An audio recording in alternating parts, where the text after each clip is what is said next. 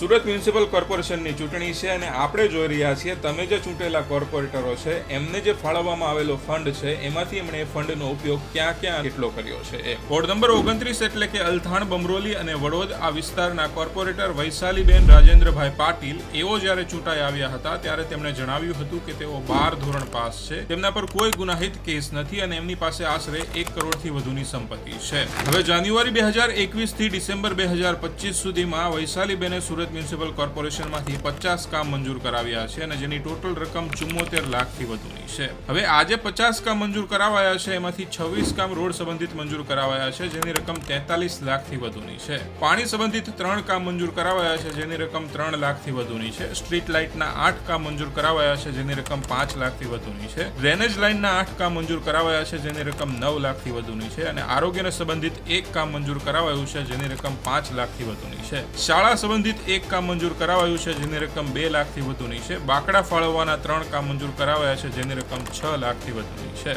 હવે વૈશાલીબેને આ વિસ્તારમાં સૌથી વધારે ખર્ચ રોડ સંબંધિત કર્યો છે, તો આ વિસ્તારના રોડ રસ્તા કેવા છે કમેન્ટ કરીને જણાવજો. બાકી સુરતીઓ તૈયાર થઈ જાઓ, ચૂંટણી આવી રહી છે.